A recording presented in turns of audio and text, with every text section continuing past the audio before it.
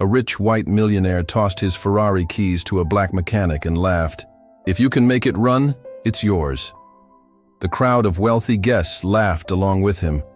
But the mechanic, he didn't even crack a smile, because what they didn't know, what they couldn't possibly imagine, was that this man once built engines for Ferrari itself.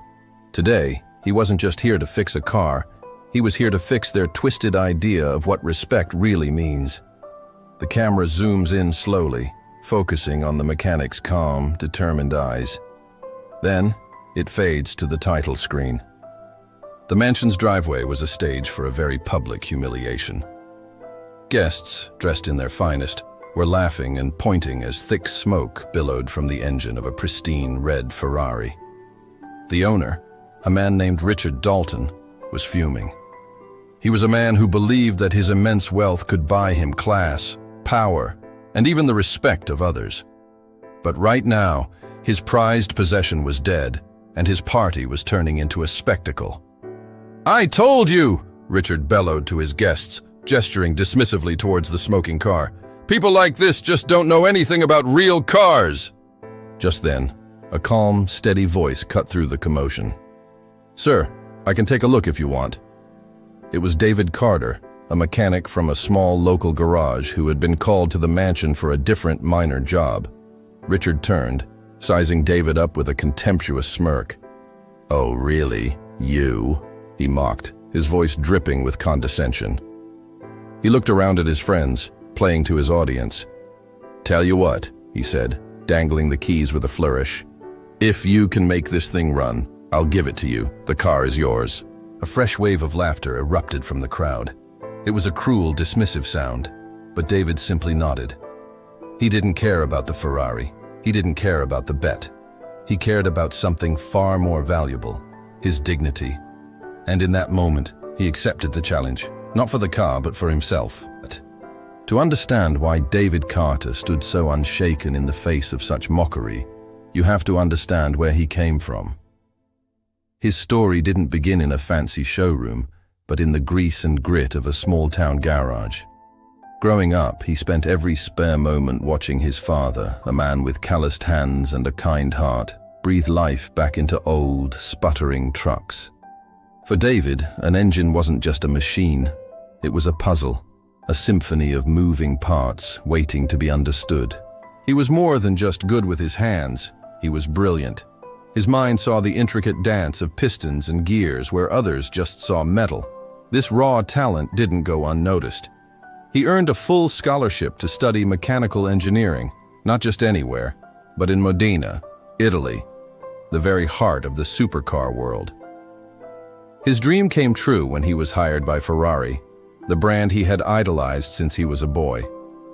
He wasn't just an employee, he was an engine designer, one of the minds behind the mechanical marvels that the world adored. But Italy wasn't the paradise he imagined. In the hallowed halls of Ferrari, he encountered a barrier more stubborn than any mechanical problem: racism. He was an outsider, a ghost in the machine. Colleagues whispered behind his back, stole credit for his work, and dismissed his innovative ideas.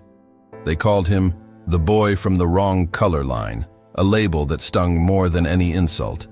The constant prejudice wore him down, and eventually he was forced out of the company he loved.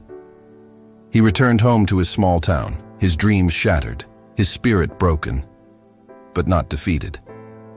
Back home, surrounded by the love of his family, David channeled his pain into purpose. He opened his own small workshop, a humble place that smelled of oil and determination. Every bolt he tightened, every engine he tuned, was a silent promise to himself. One day, he would prove them all wrong. He would show the world that brilliance has no color and that true genius can't be held back by ignorance. As night fell over the Dalton mansion, the party guests retreated inside, leaving David alone in the vast, sterile garage. The once glamorous setting now felt cold and isolating. He had no fancy diagnostic tools, no team of assistants, and certainly no respect from the people who had hired him. The challenge was on, and the odds were stacked against him. Throughout the night, his resolve was tested. Some of the younger, crueler party guests would wander into the garage to taunt him. They hid his wrenches, mocked his grease-stained hands, and called him boy, a word loaded with a history of disrespect. But David remained silent, his focus unwavering. He remembered the words his mother had told him as a child, words that had become his mantra. They can break your tools, David, but they can never break your will. He worked methodically, his hands moving with the grace and certainty of a surgeon. He dismantled the complex engine, piece by painstaking piece, laying each component out on a clean cloth.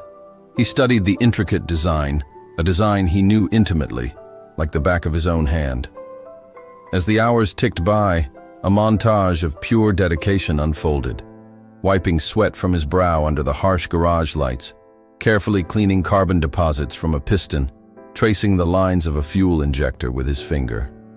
He wasn't just fixing a machine. He was reclaiming his own story. He rebuilt the heart of that Ferrari, not for pride, not for the prize, but for the name his father gave him. He was proving, to himself and to the world, that he was more than the labels they tried to put on him. He was a master of his craft. The next morning, the serene quiet of the mansion was shattered by a sound that was both beautiful and brutal. A deep, guttural roar echoed across the property, a sound that could only come from one thing: a perfectly tuned Ferrari engine. The party guests, groggy from the night before, stumbled out onto the driveway, their eyes wide with disbelief. Richard Dalton ran out, his face a mask of shock. And there it was, the red Ferrari, gleaming in the morning sun, purring like a contented predator. It was alive. It was perfect. "Impossible," Richard stammered, his voice cracking. "How did you do it? You must have cheated.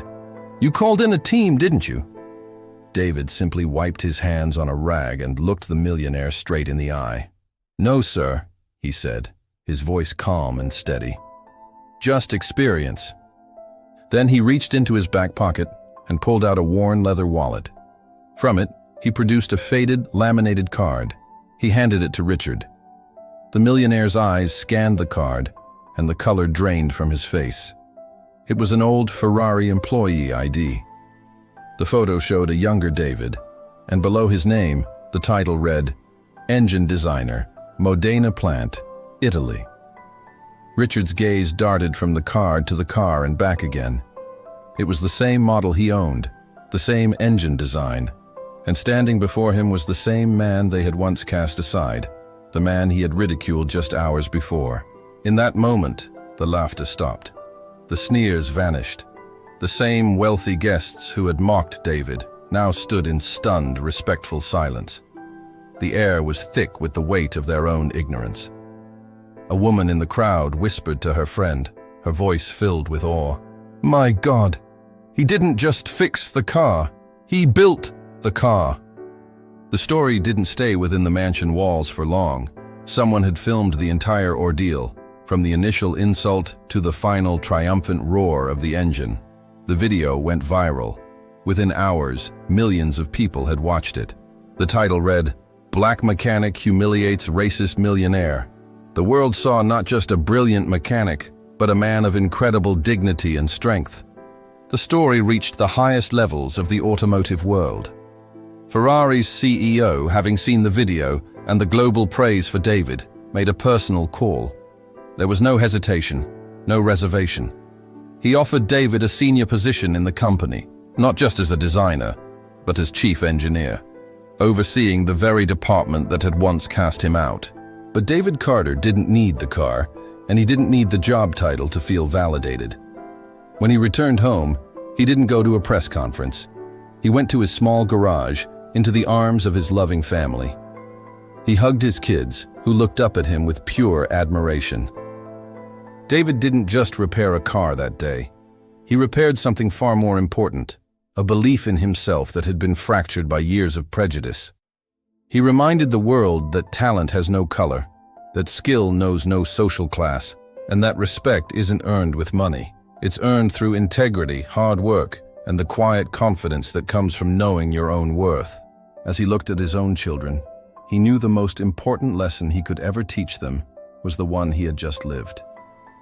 The color of your skin may sometimes close doors in your face, but your brilliance, your passion, and your unwavering spirit can kick them wide open.